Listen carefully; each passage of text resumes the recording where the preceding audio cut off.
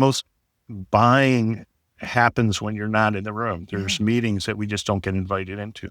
So it's not about convincing. It's about equipping our champion to walk into a meeting with our solution. Welcome to Dream Big with Big Dreamers, conversations for career growth, inspiration, and insight. It's time to dream big. Today's guest is Mark Phinick, a renowned B2B deal coach, former IBM and HCL global sales leader, and he's also the founder of Let's Make It Rain. Mark has a gift for helping teams turn stalled pipeline into closed revenue, not with theory, but with real-world execution. He's helped startups and enterprise sellers alike 4 times their pipeline velocity, reactivate 6-figure deals, and craft proposals so powerful they walk into the boardroom without you. Mark's mission: to empower sellers to dream bigger by helping their clients win too. Thank you so much for joining me, Mark. Thank you, Donna. Mark, when was the first time you remember dreaming bigger, and how did it shape who you are today? It was probably when I was working with IBM and learned that people just like me were closing $100 million deals. And it set me down a path to learn how to do just that, learning from the executives that approved those deals in terms of what they looked for when they approved them, as well as what they looked for when they were not going to fund them. So you learned to read the room, read their body language, and make things happen. But you've said that most stalled deals don't die from price, but from weak internal alignment. How do you coach founders and sellers to fix that? So in B2B, one of the things I learned real early on was the recognition that those that find you are not the ones who fund you. I help founders as well as sellers build forwardable business cases that sell themselves internally. Most buying happens when you're not in the room. There's meetings that we just don't get invited into.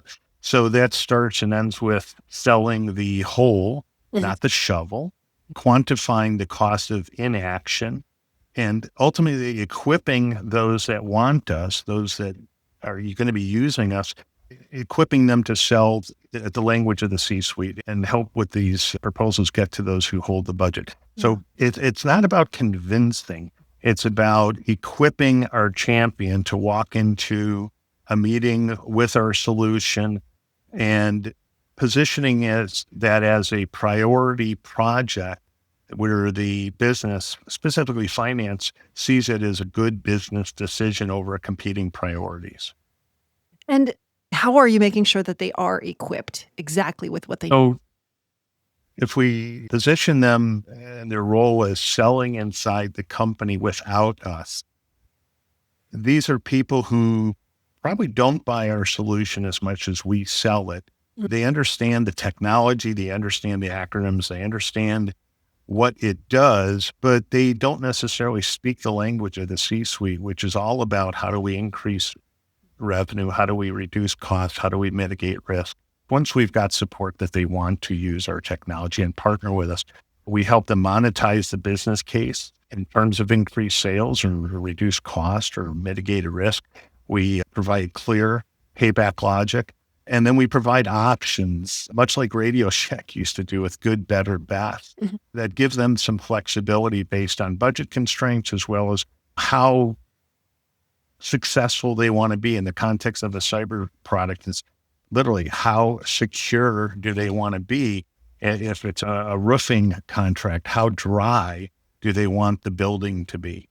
But it's ultimately the customer's decision. We just want to make it available. We want to make options available for them to choose. Yeah.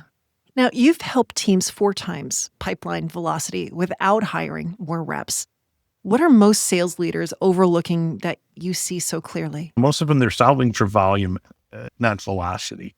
Most organizations don't need more reps. They need reps who can drive executive alignment, budget timing, internal momentum. Deals accelerate when discovery processes reveal internal blockers, not just needs. Champions are armed to navigate procurement and potential gatekeepers, and proposals speak to buyers, not necessarily users. So execution, in my experience, it beats expansion. It helps teams close what's already in front of them. Where I focus is not on pipeline generation. It's helping organizations who have already created interest in their technology, in their solution, in their service, and closing those deals by turning them into good business decisions for their customers. Now, you're not a chief revenue officer. You're not really even a sales trainer, but you get dropped into live deals and you shift outcomes really fast. What's the first thing you look for in a stuck deal? So I'll look for a gap between who wants it and who funds it and why. What's the business impact on, on their current approaches? What's it costing the business in terms of productivity, in terms of resources? What would be the business impact of my client solution? Most stuck deals being defined as, you've done a demo and everybody says yes, but you just get ghosted. Yeah. In most stuck deals, the user or the technical evaluator is sold, but the economic buyer has no urgency, no clarity on value, doesn't even know the deal exists. I'll diagnose, is there a funded pain? And if not, how do we get funding? What business justification do we need to create? How do we create a compelling event? Is there a trigger to act now? Can our evaluator, our champion, defend this to a CFO? If not, we don't need more meetings. What we need is a better internal case. Yeah. You talk a lot about proposals that can walk into the boardroom without you. What makes a proposal forwardable and powerful enough to close deals if you're not even in that room? Yeah. Well, it's interesting because throughout my career, I've sold directly and I've helped my teams sell lots and lots and lots of software to large organizations. I can tell you, I've never met the CEO of General Motors. I know who these people are. I never met the CEO of Motorola or Baxter Healthcare, right? But these are organizations that we have equipped to speak the language of the C-suite and then take these into meetings that we would never be invited into. And we just have to accept that. These proposals have to stand on their own. So a forwardable proposal does three things. It frames the business problem using their language at their C-suite. It quantifies the stakes in terms of revenue, cost, risk. It de-risks the decision with clear implementation, proof, and payback. It can't be a pitch deck because the people who are reviewing these don't speak the language of the users. They're not talking about what these products do and the problems there. What they talk about is how do we increase the business? How do we improve the business? How do we increase revenue, reduce risk and cost? So it's a decision-making tool written for someone who's never talked to you. They don't know you. They don't know your brand face. They don't know how committed you are to helping them. This thing has to stand alone for people who control the money so that they can determine, for all these priority projects everybody wants my capital, I'm doling out capital to those projects that are going to provide the highest ROI and the fastest payback. I need for this project to fit into that category. Can you share an example when this happened and it really changed the game for that rep? So I'm going to choose my words so I'm not divulging confidential information. But I was working with a particular client. They had a $380,000 deal that was just not progressing. And this was going on for weeks, 6-8 weeks. The champion was all in, the team. They had done everything right in terms of evaluating the technology, but they just could not get finance to move. And we kind of saw through some smoke screens. It's in legal. It's in procurement. Well, when we started having some candid adult conversation, what we found out, they had just not built the business case. So we helped them rebuild the proposal internally. We showed revenue leakage that we were able to fix. We calculated a 3/4 cost of delay. We framed it as a strategic win for them as opposed to a software buy. So we made it a good business decision. It just so happened to involve some software. The CFO approved it literally within a week. That's what they needed to do their job. The CFO's job is not to say no, it's to use capital optimally. And we made it easier for them. So they approved it within a week. It was closed in a couple of days. No discounting and no additional follow-up other than implementation. That's a success story. And Yeah. SaaS, AI, cybersecurity, even now commercial roofing. What's the universal pattern in deals that close faster, bigger, and more reliably? Well, yeah, it's interesting. I spent my entire career in technology. So I thought when I launched my deal coaching business, where I stay in my comfort zone. It was SaaS, it was cyber, it was infrastructure software, and emerging AI companies. And I did well. I helped these organizations convert a lot of business. But then I was contacted by a commercial roofer who saw podcasts of mine from about a year prior to engaging me. And he said, Mark, what you're doing is universal across all B2B companies. Yeah. And I thought about it for a bit, and I went to ChatGPT and I learned all about commercial roofing. It didn't take long. So I would answer that the pattern is a clarity of business impact using the buyer's language. Does the deal clearly answer what business problem are we solving? What are they trying to improve? What does it cost to wait? Why now and why us? Yeah. And candidly, if the champion can't explain to the CFO what this is going to do to improve the business in 90 seconds, it's not a real deal yet. It's just interest. And it is probably going to get shut down. My job, and what I love doing more than anything, is translating that interest into a funded internal priority that results in a deal. Now, what do the best sellers do that others are missing? So I can give you a cop-out answer and say that they listen more than others. But listening is a real key element of this. And it's connecting the dots once they've heard what would be an ideal scenario for the client.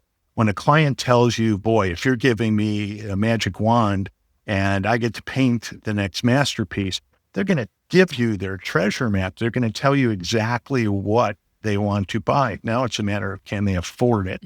And how do you put together a proposal going back to Radio Shack where that's the best? Yeah. Right. And then at a lower end, the seller is working more on budgetary constraints. So, it might be the case we're focused on landing and expanding. We start with a tactical solution. We provide an option for in the middle of better, and then we provide an option that they can grow into. And if you were to visualize almost like a maturity map, where today they're starting here, and in a year they're going to be here in terms of whatever they're trying to improve. Maybe it's security. Maybe they're looking at threat intelligence. Maybe they're looking at faster mean time to remediation. Maybe they're looking at roofing, and it's a matter of drier, driest.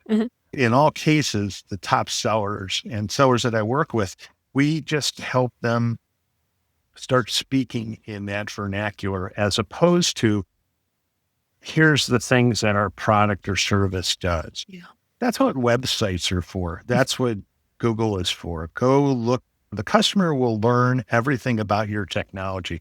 The best sellers learn how to help them improve their business using that technology. And I can vouch for you doing that for my business and really helping me understand to ask the right questions and to connect those dots to what we're doing and how that really helps our clients be the best that they can be. So I thank you for that. Yeah, it's awesome. What advice would you give to someone struggling to dream big right now? Normally when I get brought in, it's from an investor who is working with a company or a CEO whose company needs to execute on revenue for a couple different reasons. Either they're a larger organization, they're missing quarters, deals are slipping, or they're a startup and they're not able to get another raise because investors need to see fraction of cash. So it's about a priority to execute on revenue. And then I'll get a call every once in a while from an individual who works for a larger organization and just recognize they're self-aware. So they'll contact me and say, Mark, I saw you present when we were both at IBM, or Mark, I've known you for a while working together in my previous roles at IBM or somewhere else. And they say, Mark, I need some help. And I don't feel comfortable necessarily going to my reporting chain. I don't want it to use as a weakness. I don't want it. I don't want to be criticized. I just need help. I want to crush my number. I want to sell more. I want to help my clients more. And so they'll engage me.